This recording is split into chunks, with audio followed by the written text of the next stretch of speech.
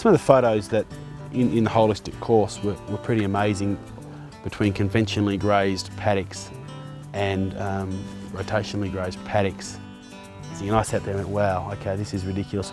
That place on the left, the flogged property, looked a lot like ours, and that really did concern me, because there are other ways, and I guess it's knowledge, and I wasn't aware of some of the other ways. We have about 1,500 acres here. We grow red deer and deer crosses for meat production. We have a meat business that we market our product through as well. We have a lot to do and a time poor, and certainly our venison production was suffering as a result. In the past we've used a lot of fertiliser. Obviously that comes at a cost, but I wasn't grazing my pastures correctly. So the holistic management course, I believe, offered some really good techniques on how to increase the profitability out of the grass that I'm growing. And if I can not spend so much money on synthetic fertilisers every year and run more, if not double the stocking rate once I get the system happening, well, I'll do that all the time, because it is a business, and the more venison we can produce, the more venison we can sell, and they're happy days. So the Lachlan Catchment Management Authority encouraged me to do the holistic farming course, and they also financially assisted me to do the course as well. Once the Catchment Management Authority saw that I was implementing what I'd learnt on the course, we had a partnership.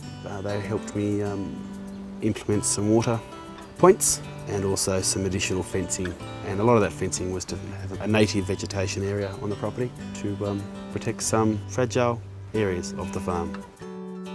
Another part of the motivation of doing the holistic course was to work out our work-life balance, which was and still is a little bit skewed towards work, but I think as the systems and the plans are affirmed and we get the system happening better for us, so we had to spend more time with the family.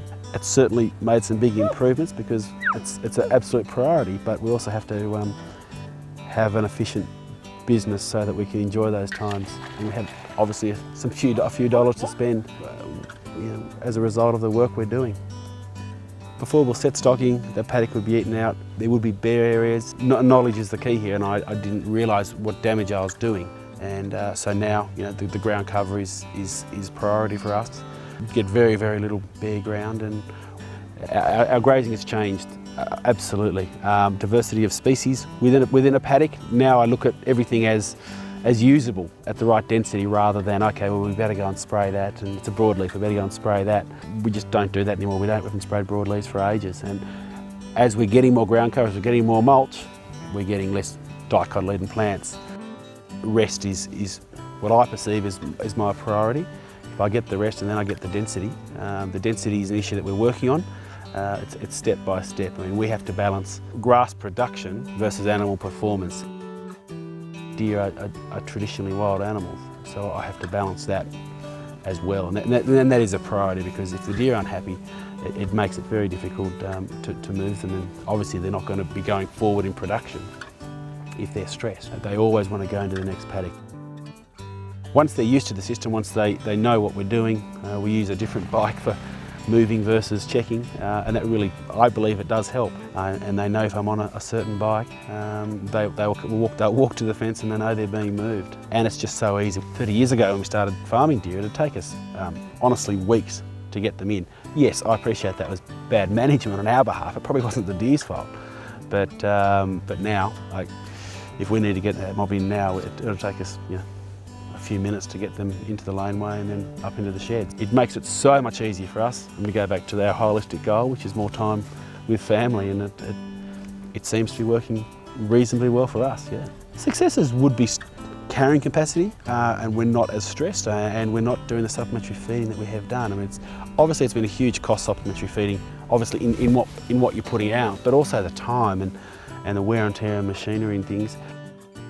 The animal behaviour has surprised me. They adopted so quickly to the electric fencing, and I'm getting there. I'm in the performance. I may have to have a few conventional high performance paddocks. They're in the system, they're in the plan. The planned event, obviously your graze plan is the best plan you can possibly do, and you can adjust that a little bit as you're going along.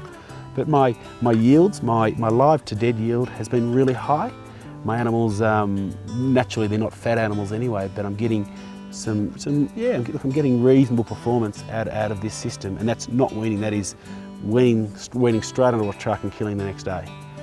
We really can have one mob, except for obviously your bull paddock or your stag paddock, which is fantastic, because everything else, 98% of the post is resting at any one time. To me, I always go back to the feeding during winter. In the past, we'd be feeding for months during winter, and always were. And now I'm carrying more stock per DSE. I know how to rate my paddocks a little bit better, and it comes down to profitability as well. Like my profitability per hectare is higher. I'm carrying more stock. B, I don't have the input costs that I have in the past. So I think you've got to be happy with that scenario, and I've got a long way to go. I think during the course, Bruce mentioned that within a few years you should be carrying double your stocking rate than you were once you get the system happening. That to me is my motivation. I mean, we're here because we love living here, we're here because we love farming, but we have to be profitable. I mean, people talk about ecologically sustainable, that's fine if you don't have any debt and you own the property, but we started off here and we need to be ecologically and economically sustainable. And I hope, and I'm sure this is a good direction in achieving that.